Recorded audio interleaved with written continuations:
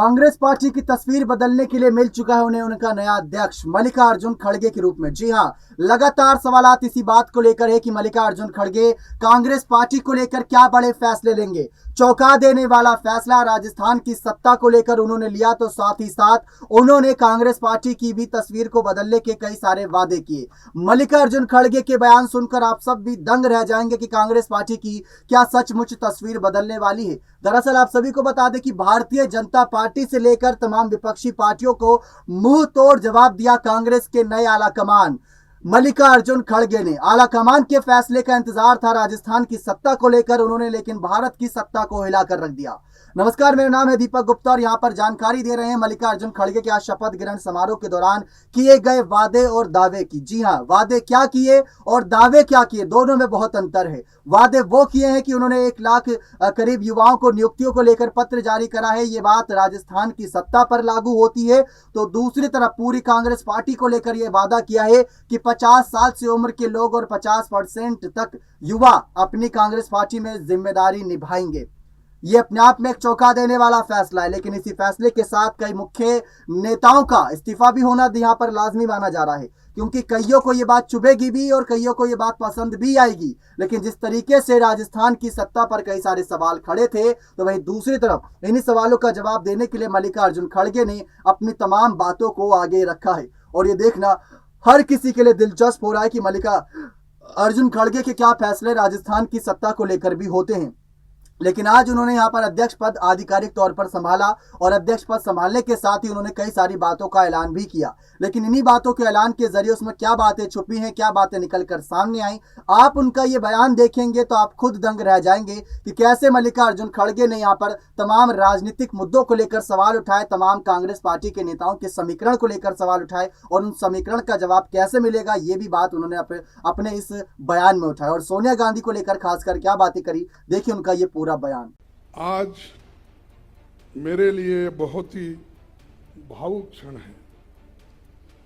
आज एक वर्कर, मजदूर का बेटा, एक सामान्य कार्यकर्ता को भारतीय राष्ट्रीय कांग्रेस का अध्यक्ष चुनकर ये सम्मान देने के लिए आप सबका हार्दिक आभार और धन्यवाद देता हूं।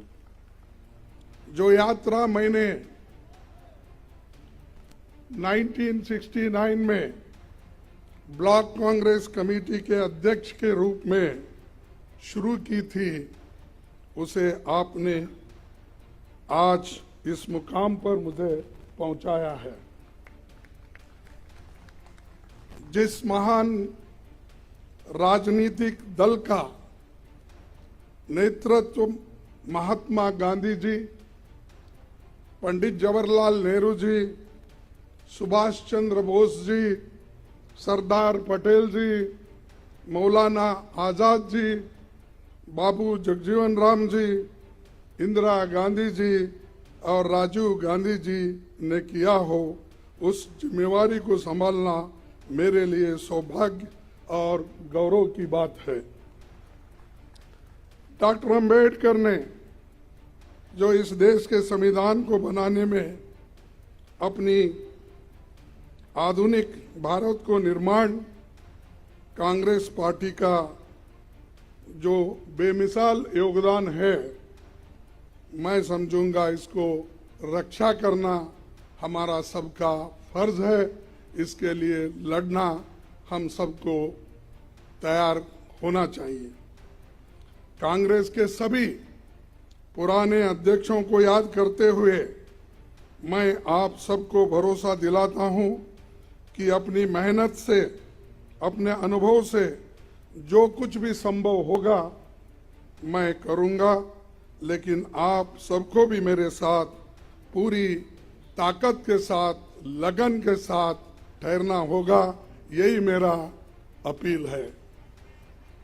आज इस अवसर पर कांग्रेस के करोड़ों कार्यकर्ता की तरफ से श्रीमती सोनिया गांधी जी के बहुमूल्य योगदान के प्रति हृदय से आदर, सम्मान और आभार व्यक्त करना चाहूंगा। मुझे याद आता है 15 जनवरी 1998 का दिन जब बेंगलुरु के नेशनल हाई स्कूल मैदान में आपने अपनी पहली जनसभा में कहा था कि मैं कर्नाटक से राजनीति की दीक्षा ले रही हूं। तब से आपने रात दिन निस्वार्थ मेहनत कर कांग्रेस को संभाला है। सोनिया जी हमेशा सच्चाई के राह पर चलती रही। सिर्फ सत्ता के लिए राजनीति करने वालों के इस दौर में त्याग की जो मिसाल उन्होंने कायम की है, उसका कोई दूसरा उदाहरण मिलना मुश्किल है। उनके नेतृत्व में ही 2 बार यूपीए की सरकार बनी। तब आम लोगों के हित में एक से एक शानदार काम हुए।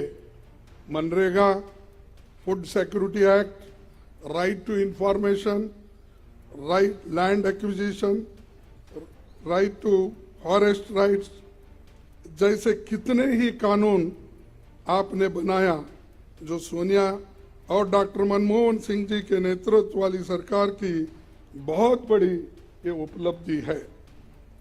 उदयपुर के नवसंकल्प चिंतन शिविर में पार्टी को आगे लाने का जो ब्लूप्रिंट सोनिया जी के नेतृत्व में तैयार हुआ था, उसके लागू करने की जिम्मेदारी अब हम सब पर है।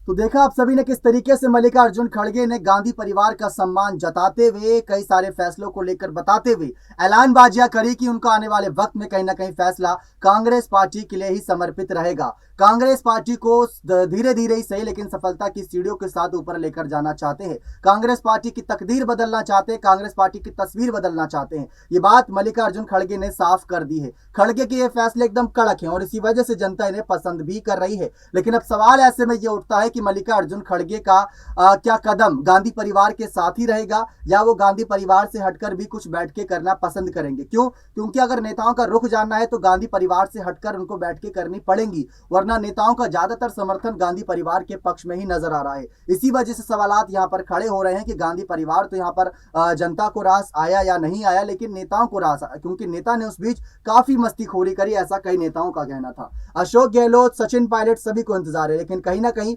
पायलट के चेहरे पर बहुत बड़ी खुशी आई होगी मल्लिकार्जुन खड़गे के इस फैसले को सुनकर। क्यों? क्योंकि युवाओं को खड़गे आगे करना चाह रहे हैं और 50% का एक कह सकते कॉलम उन्होंने फिक्स कर दिया यहाँ पर युवाओं के लिए। तो ये बहुत बड़ा ऐलान है अगर देखा जाए तो। ये कहीं ना कहीं आने वाले वक्त में तस्वीर को पूरी तरीके से बदल देगा, राजस्थान की ही नहीं बल्कि भारत देश की सत्ता को। उम्मीद करते हैं जानकारी पसंद आई होगी, लेकिन आप क्या चाहते हैं? क्या मल्लिकार्जुन खड़गे सचमुच इतने कड़क साबित होंगे? क्या मल्लिकार्जुन खड़गे यहाँ पर राजस्थान संग कई राज्यों की राजनीति बदल देंगे? क्या आपको लगता है कि उनके अंदर कांग्रेस पार्टी का कहीं ना कहीं किस्मत बदलने का एक रुतबा है या नहीं? तो अपनी राय खुलकर कमेंट सेक्शन में जरूर रखिएगा। बहुत बहुत धन्यवाद।